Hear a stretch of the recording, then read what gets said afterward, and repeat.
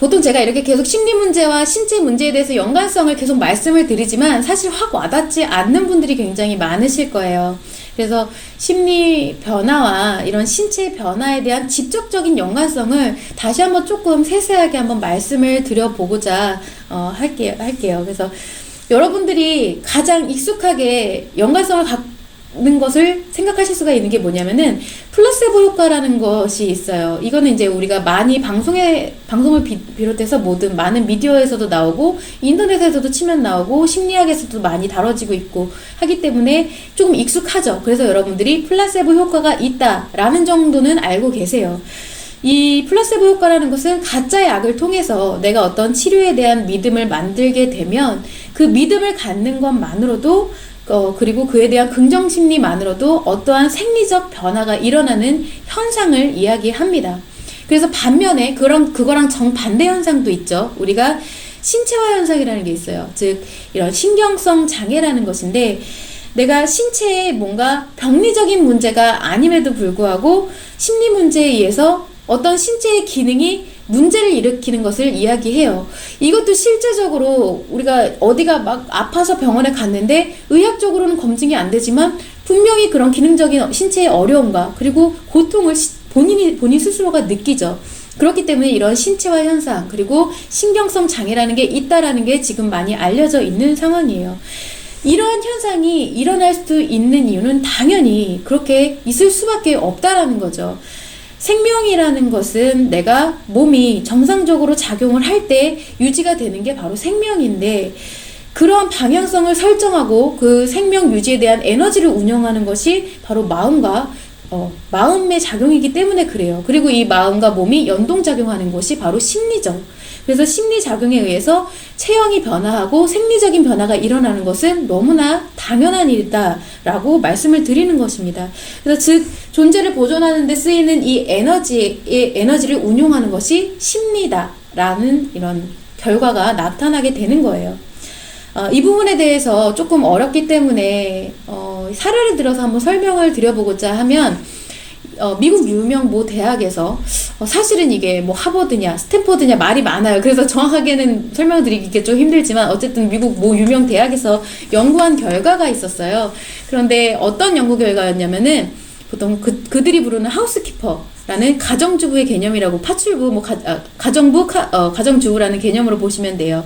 그래서 가사노동을 하는 이들을 대상으로 연구를 한 결과인데 사실 우리가 이렇게 생각을 해보면 주부이신 분들은 아주 격하게 공감을 하실 수가 있을 거예요. 우리가 아이들을 양육하거나 아니면 가사노동을 하는 것은 엄청나게 에너지를 소모를 하는 활동입니다. 수시로 앉았다 일어났다 해야 되고 무거운 거 들어야 되고 막 쓸고 닦고 진짜 한도 끝도 없이 일어나게 돼요. 뿐만 아니라 티도 안 나죠. 아무리 해도 다음날 되면 똑같고 이렇게 끊임없이 일어나는 게 가사노동이에요. 오죽하면 가사를 보는 게 노동이라고 일컬어지게 되는 것이죠. 그래서 그것이 바로 가사노동인데 그런데 의아한 점들은 항상 이제 주부분들이 이런 얘기를 하세요. 나는 애 키우는 것도 너무 힘들고 가사 일을 보는 것도 너무 힘든데 왜 살이 빠지지 않나요? 라고 물어보시는 경우가 좀 많이 있어요. 그래서 주부들은 살이 잘 빠지지가 않습니다.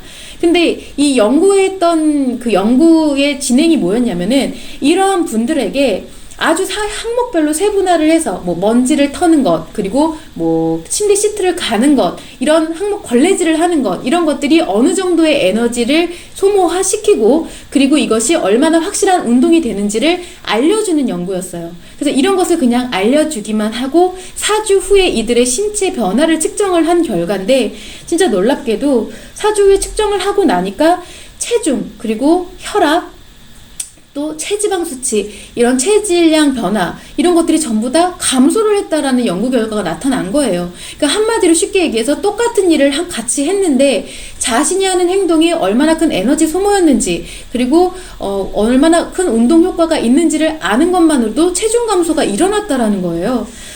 자, 이것이 아는 것만으로도 어떻게 보면은 에너지에 쓰이는 방향이 정해지게 됐다라는 거죠. 그러니까 심리의 작용이 그렇게 에너지를 쓰이는 방향으로 변화를 했다라는 것을 나타내는 의미 있는 결과라고 볼 수가 있는 것입니다.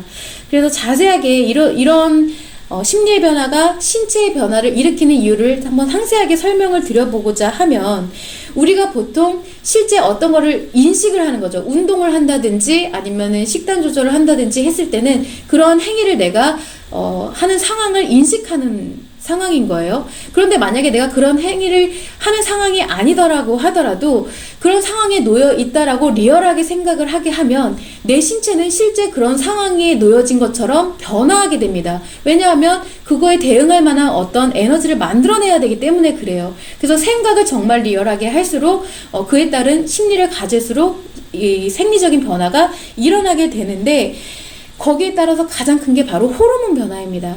내가 식단 조절을 하는 데 있어서 어떠한 리얼한 그런 현장에 놓인 것 같은 생각을 하게 되면 저절로 포만감을 느끼게 하는 식욕 억제 호르몬이 분비를 한다던가, 아니면 혈당을, 내가 스트레스가 엄청나게 큰 상황에 놓이게 되면은 저절로 이런 혈당을 분해하게 만들어서 에너지를 소모시키게 되는 생리적 변화가 일어난다던가, 이처럼 호르몬이 먼저 변화를 하게 돼요. 그래서 우리가 심리를 어떤 방향으로 갖고 가느냐, 얼마나 긍정적으로 적재적소에 에너지를 쓰게끔 하느냐, 이런 변화에 따라서 생리적인 변화가 아주 필연적으로 일어날 수밖에 없다라는 점을 반드시 명심하셔야 된다라는 것입니다. 자, 그렇기 때문에 우리가 여러 작용이 일어나게 됨에 따라서 인식하는 것, 그리고 표현하는 것이 따라서 함께 변화하게 되고 다이어트에 적합한 습관으로 변화하게 되는 것이고요. 그렇기 때문에 심리 밸런스가 무너지면 신체 밸런스도 무너진다라는 말씀을 드리게 되는 것이고, 반대로 아주 비만하거나 아주 말랐거나 이런 분들을 봤을 때 신체 밸런스가 많이 심각하게 무너진 분이기 때문에 심리 밸런스도 당연히 무너져 있겠다라고 역으로 유추해 볼 수도 있다라는 거예요. 그렇기 때문에 이제 결과적으로 제가 일축을 해서 말씀을 드리자면은, 자신의 몸에서 어떠한 에너지 작용이 일어날 때 그것이 도구로서 뭔가를 축적하고 안 좋게 작용을 할지, 그리고 긍정적 변화로 작용할지는 오로지 여러분의 심리에 따라서 달라지게 되는 것이다 라는 점을 항상 명심하셔야 된다라는 것입니다. 그래서 항상 누차 얘기를 드리는 것은, 심리 문제를 회복하는 게 다이어트에 앞서서 가장 첫 번째로 제일 우선이 되어야 한다라는 거예요. 자신의 심리 문제가 회복이 되어야지만 그 다음에 다이어트를 하든 뭘 하든 그것이 아주 건설적인 방향으로 긍정적으로 에너지를 작용을 이끌어 나갈 수가 있게 된다라는 점을 꼭 명심하시면 좋을 것 같고요. 사실 그래서 여러분들이 항상 하시는 말씀이 물만 먹어도 살이 찐다라는 얘기 많이 하시잖아요. 물만 먹어도 살이 찌는 체질이다. 사실 그런 체질은 없습니다. 물은 칼로리가 없는데 살이 찔 수가 없죠. 그런데 그것이 앞으로는 왜 내가 칼로리를 적게 섭취를 해도 그렇게 자꾸 살이 빠지지가 않고 되려 살이 찐다거나 아니면 계속 살이 찐 상태가 유지가 되느냐 하는 부분은 앞으로 이 심리작용의 방향성이 어떻게 달라지느냐에 따라 그러하다라는 결과를 반드시 밝혀낼 거예요. 그게 제가 됐든 아니면 이런 심리 문제와 신체 문제의 연관성이 계속 알려지다 보면은 의학 쪽에서 연구를 하게 될지는 모르겠지만, 아직까지는 너무 신체와 심리의 연관성을 너무나 이렇게 간과하고 있기 때문에 알려지지 않은 부분이지만, 결국 심리 문제에 따라서 심리의 방향성에 따라서 내가 얼마나 다이어트 효과성이 높아지게 되는지는 차차 밝혀지게 될 것이다라는 점을 장담할 수가 있습니다. 네, 그 부분을 참고해 주시면 좋을 것 같아요.